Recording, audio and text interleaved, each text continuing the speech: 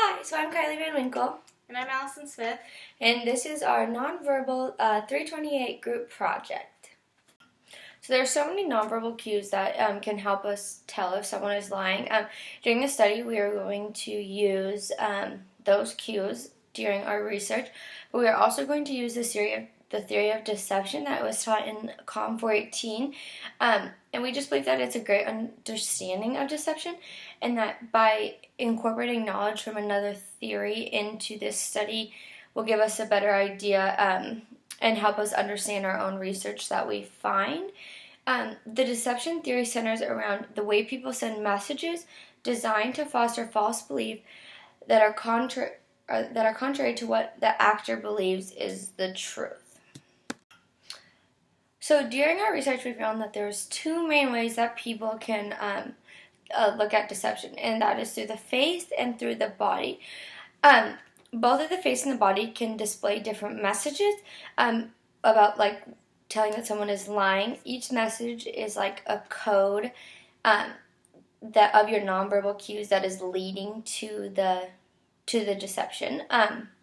One thing we found out, it was a study done by Paul Ekman and Wallace v. Francis, and it was called Detecting Deception from the Face and the Body. And the main thing we found in this study was that it was easier to control your face when you were lying than it was to control your body. So we will use this information when we do our hypotheses later.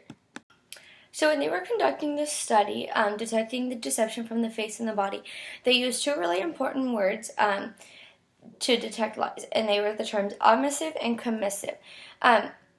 These bring light to another classification system of deception. Omissive is things that have been left out, and commissive are things that have been added to the body language.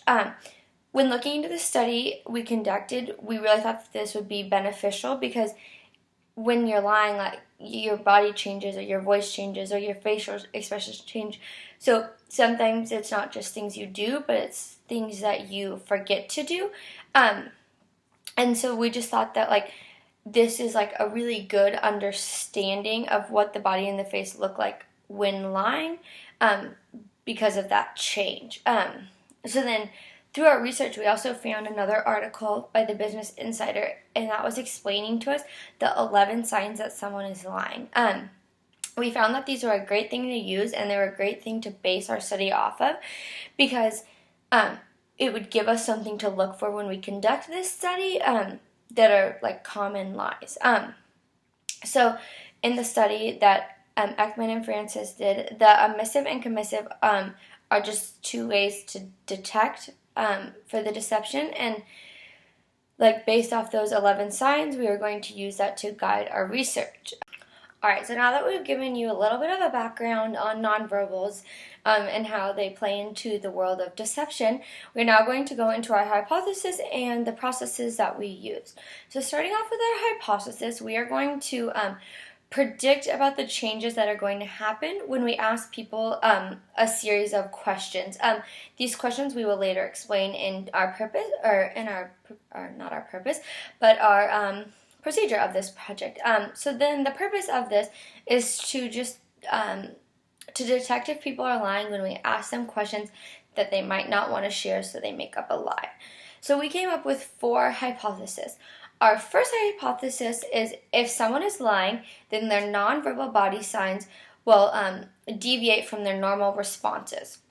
So a lie is being told, they will blatantly show one of our 11 cues that we will later explain to you. Alright, so then our second hypothesis is going to be one of the 11 signs, and that we say if someone is lying, the most common sign we will see is they're going to provide too much information.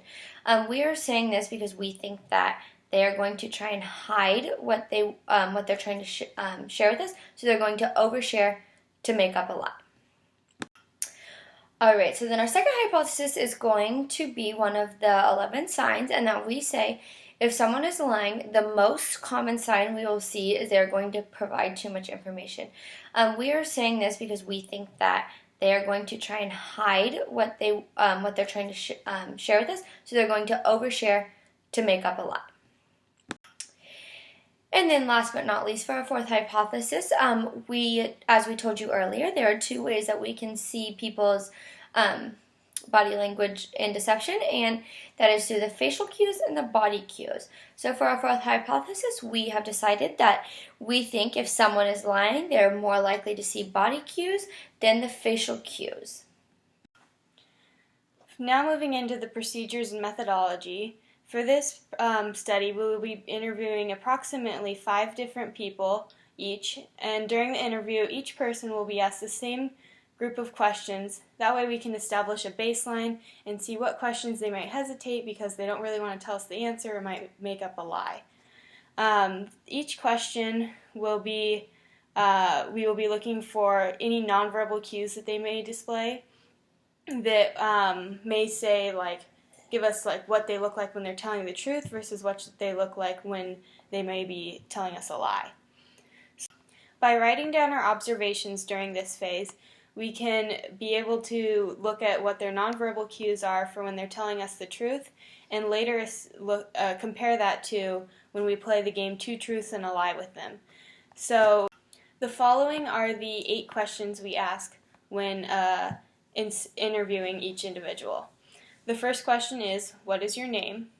The second, what is your major? The third, are you religious, and what is your religion? Are you dating anyone? If you could ride any animal into battle, what would it be? What is your favorite movie? Where are you from? And do you like to drink alcohol or smoke? So the reasons we pick these questions is because they're both basic information and fun information, so that we can see how they react to the different questions. Also, while conducting our interviews, we are going to be focusing on the questions, are you religious, or what is your religion? Are you dating anyone, and do you drink alcohol or smoke? Because these are questions that are more personal, and people are more likely to be hesitant or withhold information from us. Like mentioned earlier, there are 11 cues that can help us tell when somebody is lying. These 11 cues by the Business Insider are going to be crucial for our observations to help us tell if somebody is lying or withholding information from us, and will be important during the game 2 truths and a lie. Alright, so now we're going to give you a little demonstration of the 11 lying cues so you know exactly what we were looking for during our study.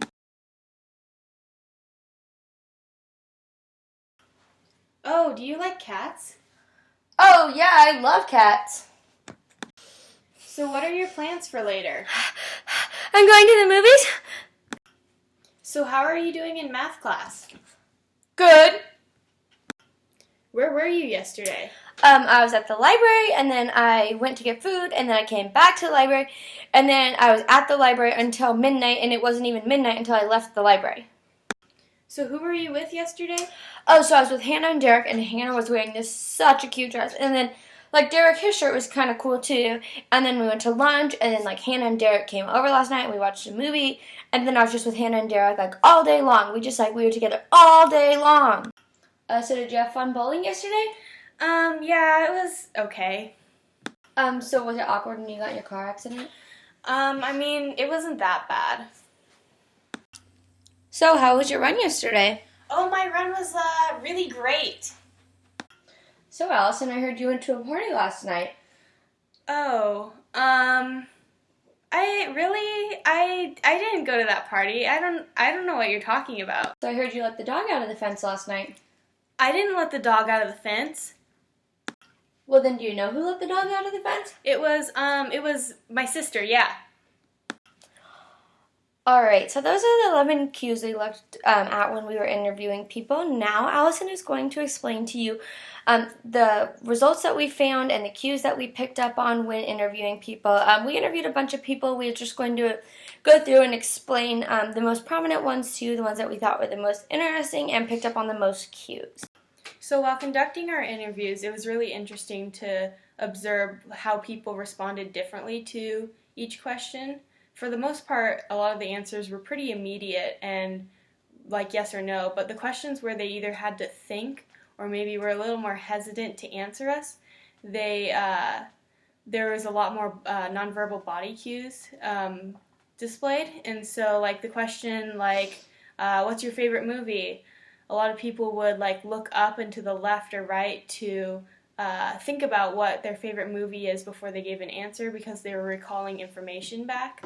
And also, there was a lot of nonverbal body cues displayed for the do you drink or smoke, because people were a little bit more hesitant to answer us and would like cover their mouth or shuffle their feet a little and kind of turn away from us because they didn't really want to answer that truthfully. For example, during one of Kylie's interviews, she asked somebody if they drank or smoke, and they answered, "I drink occasionally," but during this she observed that they were covering up a little and indicating that they might be lying and shuffling their feet and kind of touching their mouth. And those are all signs from the 11 cues that say somebody is probably withholding information from us, and they might drink more than they actually do, are saying to us, or they might even not drink that much and just wanted to come off as cool for the college scene. So later during one of my interviews, I had a girl who was pretty animated when she talked, but when I asked her the question, "Are you dating anyone?" she kind of took like a deep breath in and then waited a little and then answered no, which means that she probably didn't really want to tell us the truth on that one because she wanted to come off as different than she actually is without being judged. So we were thinking that that was a good nonverbal cue that maybe when we watch for Two Truths and a Lie, that we should watch for that. Moving into the Two Truths and a Lie section of our study, it was really helpful to have like a baseline of questions so that we knew what to look for when the person was telling the truth and maybe what they looked like when they weren't. So it was hard at first to tell like if they were going to tell us the lie immediately or at the end, and so we just kind of went with it and looked for their nonverbal cues, and for the most part we got about a little over 50% of them right. Of course, it's easier for some people to lie than others, and so you always have to consider that. And some people just, you can learn how to read people are lying, but it's not always something that will come naturally to you. And you can develop the skill, but it's not going to be always the easiest. Alright, so now that Allison just gave you a little bit of our information about what we experienced during our experiment with our interviews in Two Truths and a Lie, I'm going to go over our hypothesis and just tell you if they ended up being right or wrong and what happened there. So for our first hypothesis, just as a reminder, it was if someone is lying, then their nonverbal signs will deviate from their normal responses.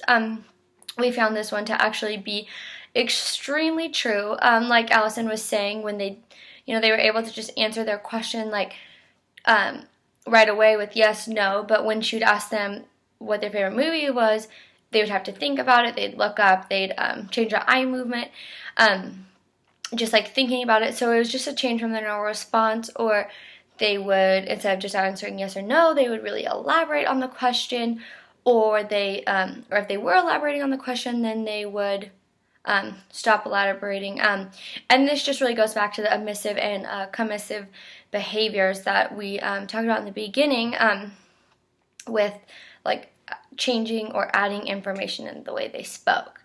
So then the second one was if someone is lying, the most common sign we'll see is they provide too much information. As this did happen in a couple cases, overall this one was kind of wrong. We noticed that it was more a lot of their eye movement that changed a lot of the time. So, they'd stare at you, or they'd like look away from you, blink, things like that when they it got uncomfortable to make eye contact with you. So even though people would provide a lot of information, it wasn't the most common sign we'd see. As we kind of said earlier with the whole it's easier to hide your facial expressions than your body movements. This one, like, people would try, but like they wouldn't exactly do that. So then for hypothesis 3, it says if someone is lying, then they're more likely to display commissive deception cues. So that they are more likely to add something into the way they are speaking. We did find this one to be very true, as I was kind of explaining earlier. They would, look up or provide more information. They would really make a point to change how they were standing or how their facial expression was, which we thought just would be adding to the conversation instead of taking away from it. We thought more of if they were going to take something away, they would be talking a lot and then stop talking, or or just maybe not change at all. But instead, they, most of the time when we would pick up on the lies, they would be adding to them. And so then the third one is, if someone is lying, then we're more likely to see body cues than facial cues.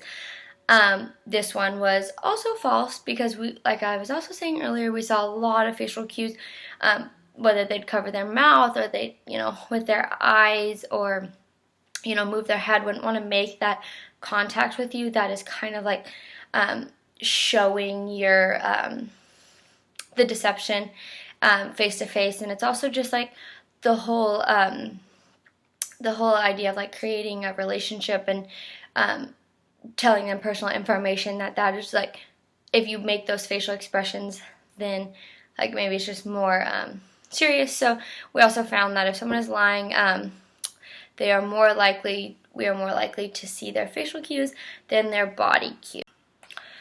So just to conclude, we went over a lot of things, and we had really good interviews, and we learned a lot. But kind of as Allison was saying earlier, it's just it's really hard to pick up on someone's lying.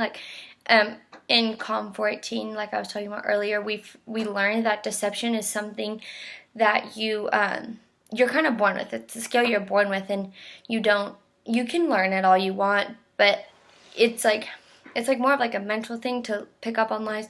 So Allison and I, we both just we really looked at what we thought was a lie and what we didn't think was a lie. But we don't really know. It was just our assumptions and then behaviors that we saw. And another thing that I learned in 14 is that when you're looking for lies, you're more likely to spot a lie, versus at the end of the day, someone goes, "So Kylie, how many lies did you see today?" And you're like, "Well, I don't know." So as we, during these interviews, we were looking for deception, looking for lies. So maybe we were more likely to make them up in our head, or think we saw something that couldn't have been it. But it was a really good activity to just get out and talk to people and notice some of the body language that they use, even if it's not about a lie, but just the way they interact to different questions that maybe make them uncomfortable, or something that they're excited to talk about, or something they really care about. And so overall, it went great. We learned a lot just about deception and how it works, and things that we can really take away from this, and look at when we talk to our friends and see if they're lying to us through these verbal cues. And then overall, just the omissive and commissive cues, those are really interesting to see about things that are added or things that are taken away in conversation that, we had both never really thought about. Half of our hypothesis was right and half of them were wrong, and there's nothing we can really do about that. But it was great just to learn a little bit about a person during the questions, and be able to take that information and put it into Two Truths and a Lie, and really pick up on those behaviors. And it kind of just gave us a little insight on things that we do notice when we are watching people. So thanks for watching. To wrap this up, we're going to show you a funny little SNL skit that's going to display a lot of the nonverbal cues for lying. So we'll see if you can spot them. And thanks. Bye.